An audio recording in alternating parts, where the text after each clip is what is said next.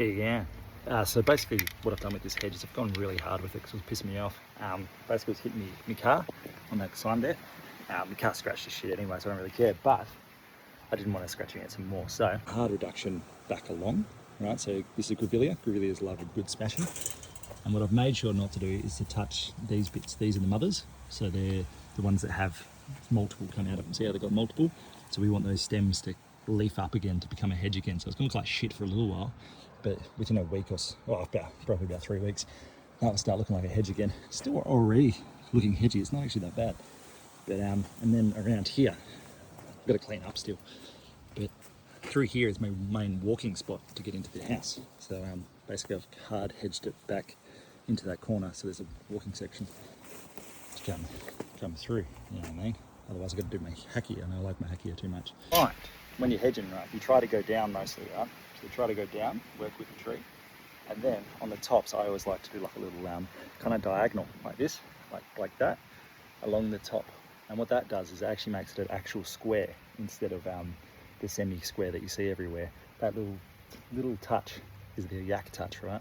And I got that off one of my mates, well, not one of my mates, one of my bosses that I used to work for, and he taught me that. He was a horticulturalist, and he said, do this and it's going to look shit hot. And I went, oh, I don't know.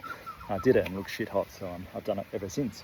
One of the myths that's been spread around the garden industry for years is natives don't like, you can't maintain a hedge, you can't maintain a fucking native, you know what I mean? And it's a load of shit, because natives love a good thrashing. They're the hardiest plant in Australia, because they are from Australia. Coming over from England, right, and you haven't lived in Australia, you get sunburnt, you bloody, it's too hot at 40-degree days. You got, they're the same. These guys aren't coming over from England like all the other weird plants that, Bunnings is selling and all that. They're just from here. And when they're from here, they're adapted to the conditions and they just love a good thrashing. And this is two grevilleas put together to make a square hedge. So you can do it, and it does look bloody good with these little flowers. Perfect.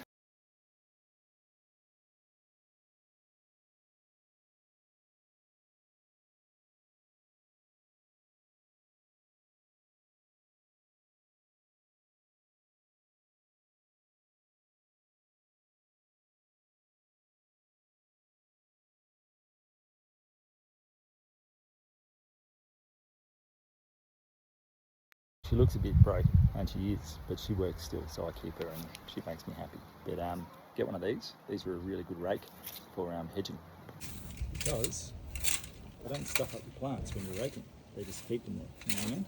Even pulling some of this ground cover around, and just put that back later.